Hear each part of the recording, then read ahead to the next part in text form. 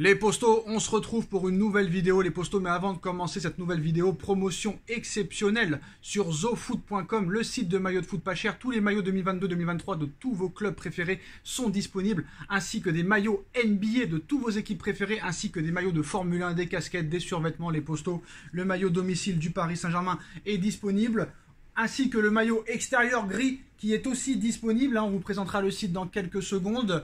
Avec le code promo NS, vous avez moins 10% et en plus vous avez une promotion exceptionnelle. À partir de 49 € d'achat, un maillot offert. À partir de 89 € d'achat, 2 maillots offerts. Et à partir de 149 € d'achat, 3 maillots offerts. Livraison gratuite express.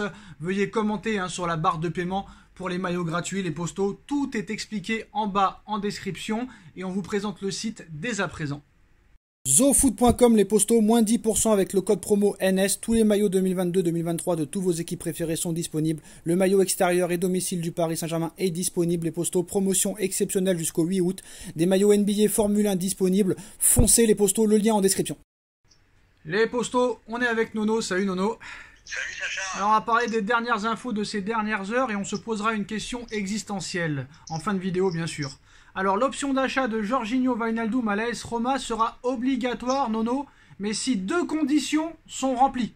S'il dispute la moitié des matchs cette saison de la Roma et le club italien est qualifié en Ligue des Champions, l'option d'achat de 8 millions d'euros sera obligatoire. Est-ce que tu penses que la Roma peut se qualifier en Ligue des Champions? Et est-ce que tu penses que Wijnaldum disputera la moitié des matchs? Moi ce que je pense Sacha, c'est que regarde comment on galère pour faire partir les indésirables. Regarde les conditions qu'ils nous mettent tous pour les faire partir. C'est te dire vraiment comment Leonardo a mal travaillé. Ça répond pas à ma question. Est-ce que la Roma se qualifiera en Ligue des Champions avec l'Inter, le Milan AC, la Juve qui pourra revenir fort? Il y a Naples, il y a la Lazio. Ça va être compliqué quand même pour la Roma de se qualifier dans les 4 premiers. Ça va être très compliqué pour eux. Et en plus, quel Wijnaldum ils vont avoir? Est-ce qu'ils vont avoir le Wijnaldum du PSG de la saison dernière? Ou est-ce qu'ils vont avoir le Wijnaldum de Liverpool? Voilà, c'est toujours pareil. Bon, en tout cas, on espère que la Roma se qualifiera en Ligue des Champions et que Wijnaldum jouera la moitié des matchs. Il vient d'atterrir à Rome et il va signer son contrat dans quelques heures. Donc, il est arrivé à Rome à 17h30 et il va signer son contrat, un prêt avec option d'achat qui sera obligatoire si jamais ces conditions sont réalisables.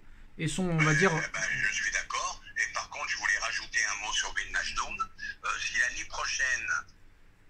il cartonne, ça voudra dire qu'il y avait vraiment un très gros problème à Paris, où c'est la ville de Paris qui est trop belle. Il y aurait vraiment un problème pour moi. Et on va en parler, Nono, on va en parler parce qu'il y a des choses qui ont été dites aujourd'hui et qui ont été déjà faites et ça n'a rien empêché par la suite.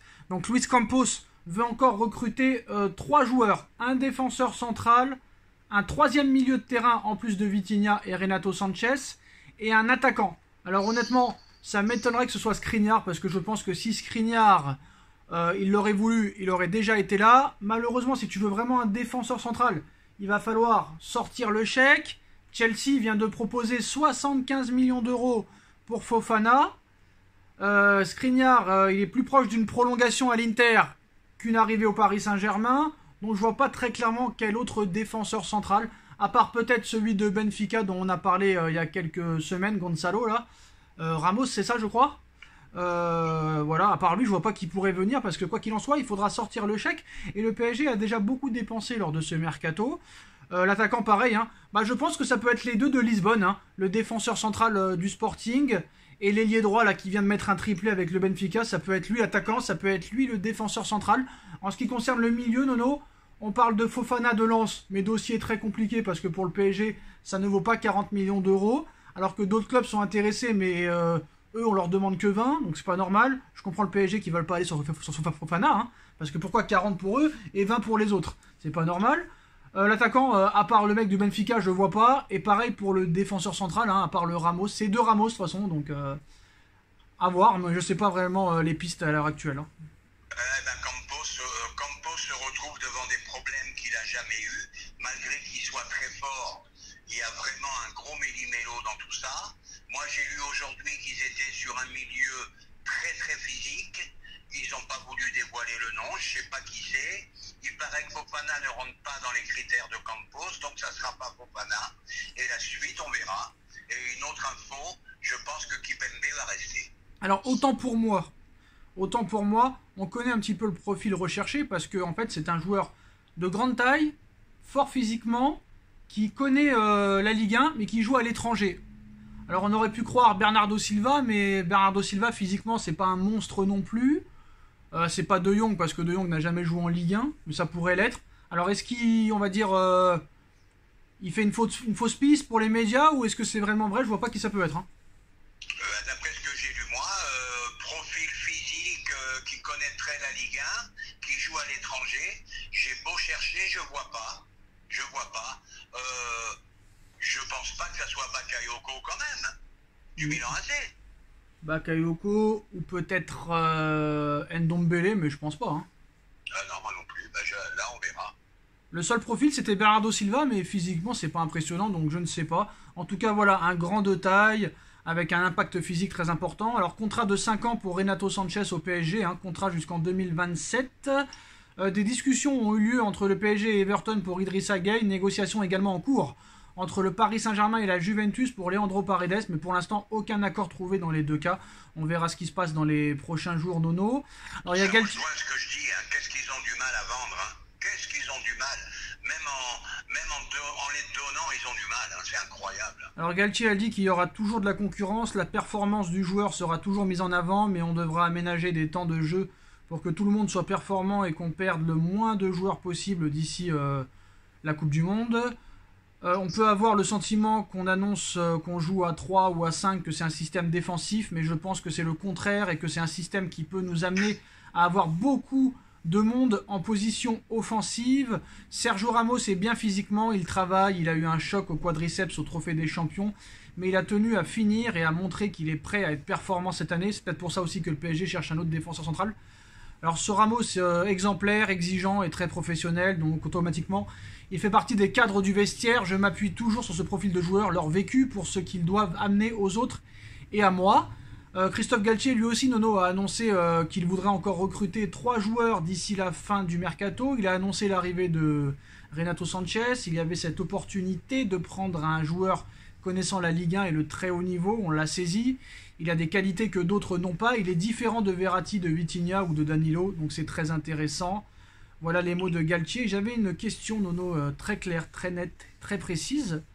Est-ce que le Paris Saint-Germain se doit d'être invaincu en Ligue 1 cette saison? Est-ce que Paris peut faire l'exploit? Est-ce que ce serait vraiment un exploit? Est-ce que pourquoi Paris n'a pas réussi encore cet exploit d'être invaincu? La seule fois où ils en étaient proches, c'est avec Laurent Blanc lors de la saison 2015-2016, seulement 2 défaites. Mais est-ce que Paris peut être, on va dire, imbattable?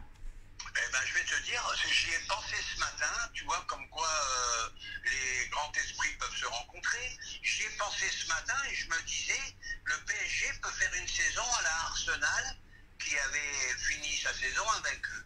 Je pense qu'en Ligue 1, c'est tout à fait possible. Oui, Arsenal avait fait l'exploit entre 2003 et 2004 d'avoir fait une saison complète invaincue en championnat. Mais ça fait longtemps qu'on attend ça et à l'arrivée, on perd très vite un match, hein, à la 8e, à la 9e ou à la 10e journée. On a failli le faire avec Laurent Blanc, on avait juste perdu contre Lyon et contre Monaco. Mais franchement, pour moi, c'est pas quelque chose d'impossible. Et je pense que très clairement, ça devrait être un objectif du club pour moi.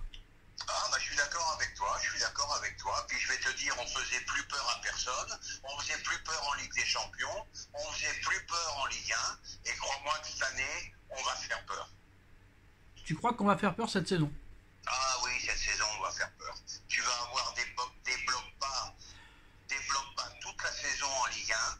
Donc c'est-à-dire que dès que tu vas mettre le premier but, ça va finir par des cartons. Tu vas galérer jusqu'à ce que tu marques le premier but. Maintenant, ça va être une autre histoire en Ligue des Champions. Et je voulais revenir sur un autre sujet. Je crois qu'il y aura 2 systèmes de jeu. Il y aura la défense à 3 en Ligue 1, mais je pense qu'en Ligue des Champions, il y aura quand même quelques changements tactiques. Alors, il y a un petit problème aujourd'hui qui a été donné par l'équipe. Aujourd'hui, Luis Campos a été jusqu'à effectuer un repérage dans les boîtes de nuit parisiennes. L'heure de la fin des privilèges a sonné. Le Portugais vient d'instaurer de la rigueur et de l'exigence dans le vestiaire parisien. Sauf problème, Nono, c'est qu'en novembre 2018, Thomas Tuchel avait fait la même chose. Et ça n'a pas empêché les autres quand même de sortir, de faire des fêtes pendant les anniversaires d'Icardi, de Di Maria, de Neymar. et compagnie. Donc est-ce qu'il faut prendre réellement cette information au sérieux? Non, ça c'est entre guillemets. Thomas Tuchel, je me rappelle, il avait voulu faire ça. 2 mois après, il était à l'anniversaire, il faisait la fête pour l'anniversaire de Neymar. Donc ça, j'y crois pas trop. Aux joueurs, c'est aux joueurs à être professionnels. On n'a pas besoin de les surveiller comme des gamins. C'est à eux d'être professionnels. Et celui qui répond plus sur le terrain, il va sur le banc. Et par contre, je sais pas si tu as vu l'interview de Pochettino il y a quelques jours, mais j'avais envie de vomir. Très clairement, j'avais envie de vomir. Mais c'est pas grave. En tout cas, j'ai regardé la conférence de presse de Christophe Galtier tout à l'heure, cet après-midi, pour l'avant-match de la première journée contre Clermont samedi. Et franchement, depuis peut-être Carlo Ancelotti, je n'avais pas vu un tel charisme pour un entraîneur du Paris Saint-Germain. Et il a pas peur, hein, franchement. Il a le regard sombre et il a envie d'en découdre, le gars. Tu vois qu'il a envie de se battre. Il a envie de réussir, le mec. Il a envie d'amener le PSG au sommet. Non seulement il a envie de réussir, et chose très agréable, il parle football. Voilà. On parle football. Voilà. Non, mais le Pochettino, c'est incroyable. Incroyable. Oublions-le, Sacha. Faut l'oublier, celui-là. Non, mais le pire, c'est que là, le mec, je pense qu'il a détruit sa carrière d'entraîneur. Très clairement. Ah, là, je pense que t'as vu, hein, finalement, il n'y avait personne sur lui. Hein. Moi, de toute façon, j'avais pas été impressionné à l'époque de... Tottenham, pardon, je confonds tout le temps. À l'époque de Tottenham, il avait eu un cul inimaginable quand ils ont éliminé Manchester City. Et l'Ajax? Et l'Ajax aussi. Ils se sont fait fracasser en finale par Liverpool. Moi, c'est un entraîneur qui m'avait jamais excité.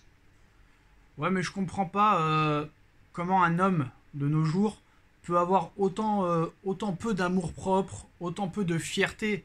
Frère, t'as perdu le trophée des champions, t'as perdu la Ligue 1, t'as perdu la Coupe de France, et tu dis que ton passage a été très positif. Non, mais je comprends. Non, mais là, bon, bref. Voilà, en tout cas. Mais est-ce que, Nono, la question que je voudrais que tu me répondes, après on finira là-dessus, est-ce que le PSG se doit de finir invaincu? Au moins une saison sur 5. On va dire une saison sur 5. Malgré tout, le football, c'est un jeu, tu peux perdre. Ah oui. Mais c'est dans leur corde. Moi, je ne serais pas surpris qu'ils fassent une saison où ils puissent être invaincus. En Ligue 1, je précise. Hein. Oui, bien sûr. Voilà les postos, c'est la fin de cette vidéo. Dites-nous en commentaire ce que vous en pensez. On like, on partage, on commente, on s'abonne. On remercie Nono d'avoir été là et on se retrouve très très vite pour une nouvelle vidéo. Et on attend officiellement la photo de Renato Sanchez avec le nouveau maillot du Paris Saint-Germain. Très bonne recrute de la part du PSG. Voilà, ça vient d'arriver, Nono. Welcome Renato. Hein. On est en direct, Nono.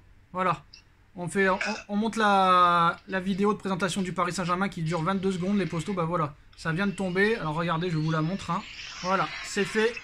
Renato est parisien, Nono. Donc voilà, le Paris Saint-Germain, le site officiel du club, présente Renato, 4e recrue du Paris Saint-Germain, les postos. Voilà, Paris est magique. Et on espère qu'il le sera lui aussi toute la saison, les postos. Renato est parisien, Nono. C'est fait. Allez, Paris. Welcome to Paris, les postos. Et on fera une vidéo plus tard pour voir les autres infos. Tchuss.